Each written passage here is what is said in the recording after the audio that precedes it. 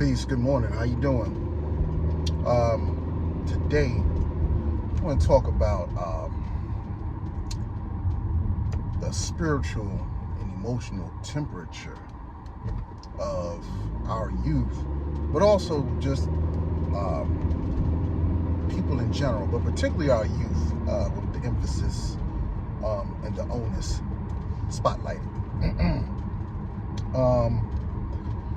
I saw a report on a shooting in Norfolk, Virginia that happened this week, where this 19-year-old black male had shot 5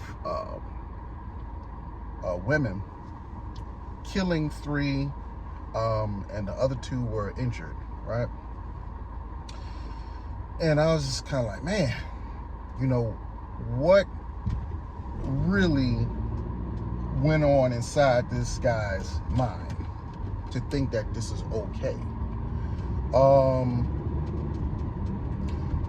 Then it just flashes me back to there's been several shootings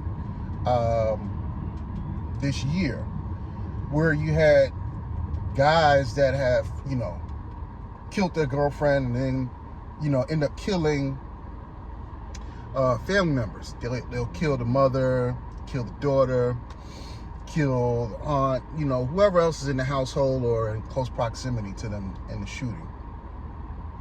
We're not sure if that's because they don't want any witnesses or if this is like, a retribution.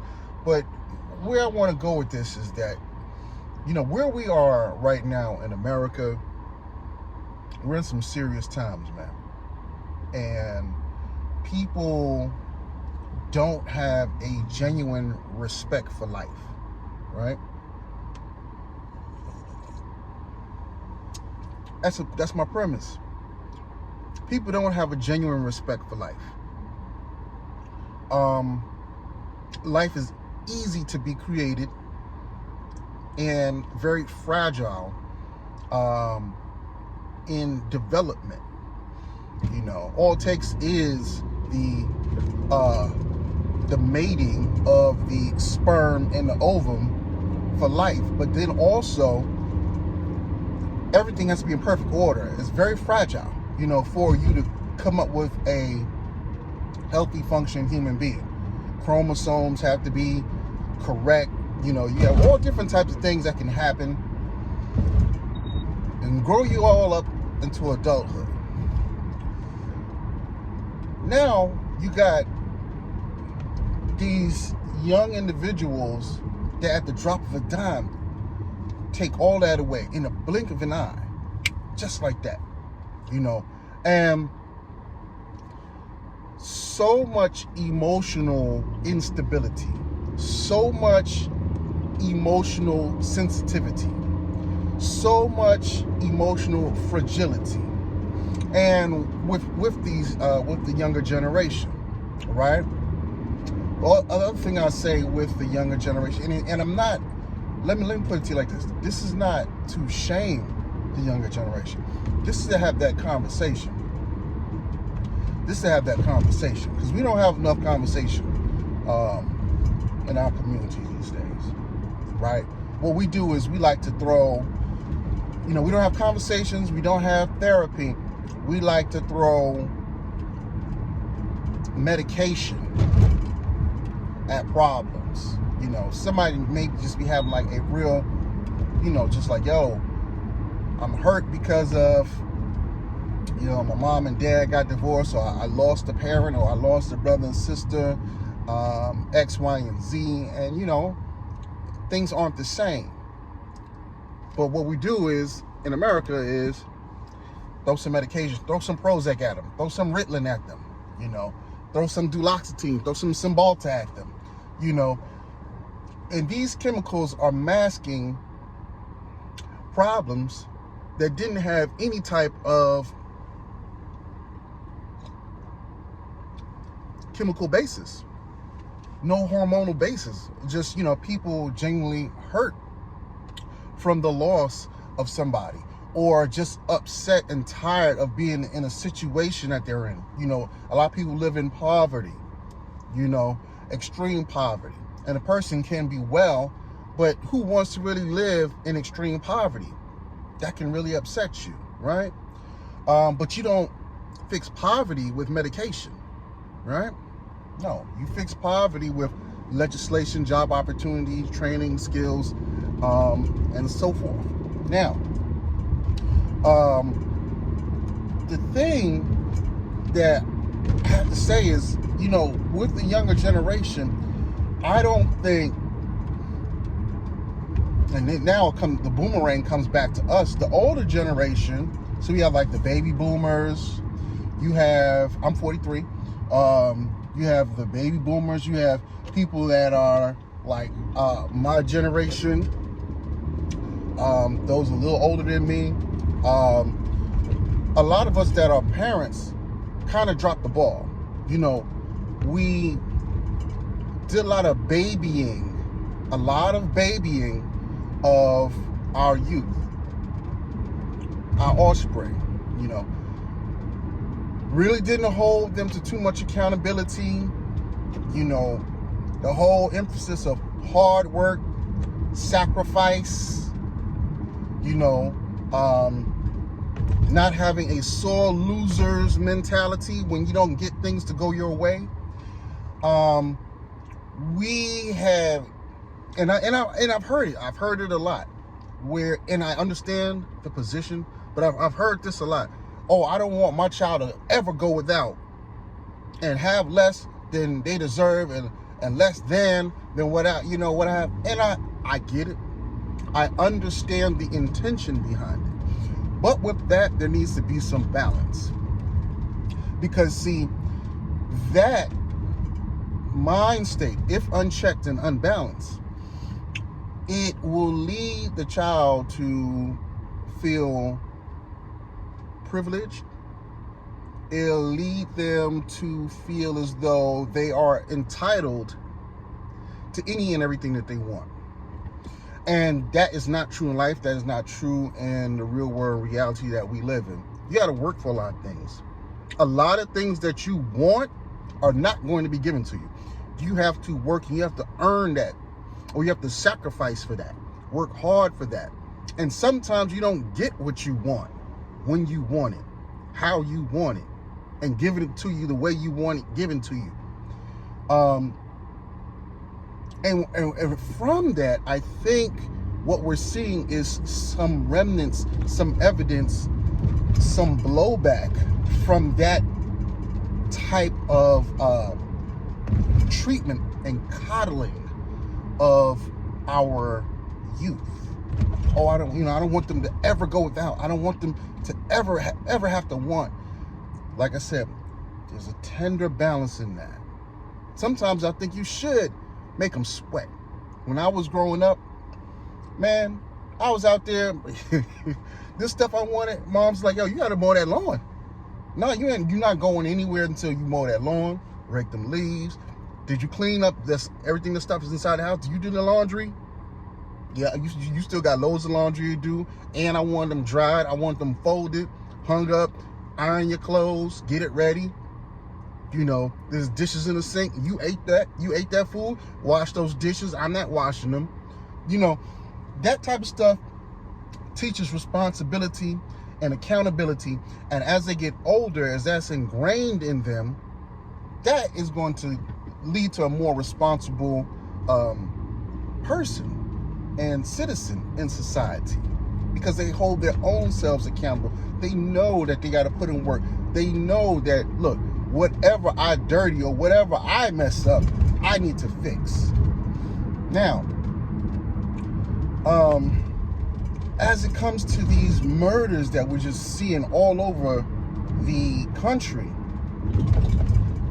and these shootings, like I said, it comes from a lot of the idea that these young individuals feel like they don't need to be held accountable for anything. And because things didn't go their way, because somebody said something to them and they didn't like the way that they didn't like what was said or the way it was said, they feel as though now I have some option to exercise and exact upon them that will simulate what I feel. And I don't like you, and I don't like what you did, and so I'm going to go ahead and do this. And that is so dangerous. And so what we're seeing a lot, and this is also within the female gender demographic as well as the male gender demographic, but individuals not getting what they want, feeling as though they can take somebody, remove somebody from this earth. They have the authority, the right to remove somebody from this earth permanently. Somebody made them God. Oh, well, I tried to speak to her, I tried to holler at her, and, I ain't like the way she dissed me, and she ain't say nothing. She just walked past me. She just ignored me, and I ain't gonna be disrespectful. You're gonna recognize me. You're gonna acknowledge me. Oh, fuck that. I'm gonna shoot her. What kind of nonsense is that? Nobody has to respect you. If she don't know you from a hole in the wall, she don't have to respond. She doesn't owe you anything.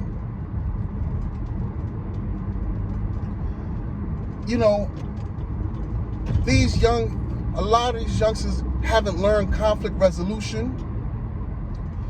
They haven't learned how to deal with rejection and denial.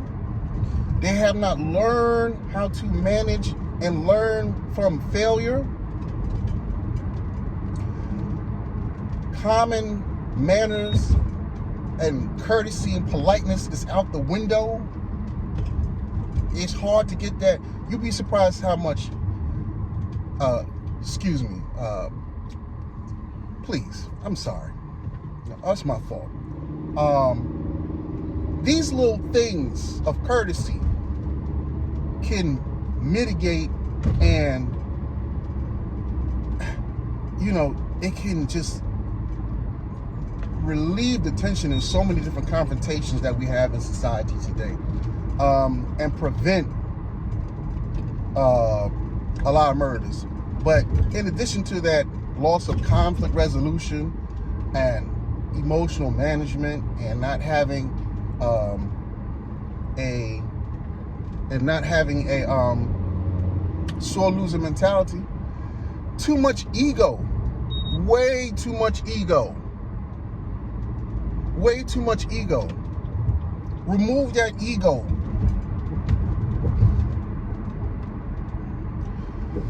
And so this is what we're seeing here. That ego, that entitlement, that privilege, the sore loser mentality, the lack of conflict resolution, the fact that nobody knows how to exercise their verbal skills to have manners and politeness and courteous and be courteous. To put yourself in another person's position so that you can kind of understand where they come from. The fact that you need to understand nobody owes you anything, that you got to work for stuff, you got to earn stuff, you got to work for a lot of the things that you want. You got to earn people's respect. You got to earn people's trust. Love is not forced. Love is a natural thing, and love is cultivated, right? And love is practiced. And everything is not immediate. That's another thing. Everything has to be immediate. This is the speed generation. Everything got to be in real time. Yeah, I want this. I need it now. Right now. So, these are the things that we're dealing with, man. And I, just kind of want to open that conversation up. Y'all feel free to comment in the comment section, man. But these are things we got to talk about as parents. And sorry for the glare. I'm on the highway. That's the angle. But these are the things. These are the conversations we have to have, and we got to make those points. You got to sit down and talk with your kids and practice with them. Those points. One, you are not privileged, you are not entitled, and nobody owes you anything. 2, respect is earned. A lot of kids, they want respect from everybody and give 0 respect in return. They give 0 respect but want respect from everybody. Nobody has to like you. And because nobody likes you, doesn't give you the authority to violate them or kill them. Learn conflict resolution. Be a good listener. Be a hard worker. Learn to sacrifice. Deny yourself sometime. You know? All of that. Remove that ego. And like I said, you know, this is, and respect life. Because if somebody was to do that to one of their loved ones, they'd be ready to, you know, bring on the 4 horsemen of the apocalypse. If somebody was to do that to their sister or mother or brother, they'd be ready to, you know, take down the whole world, but they feel it's all right that they can do this to somebody else. So, it's just something, man, that we have to talk about, man. We have to have this conversation with our youth on a regular basis. And I think once we get this ingrained in them, we'll see a lot of stuff start turning around. So with that said, I'm out. Peace.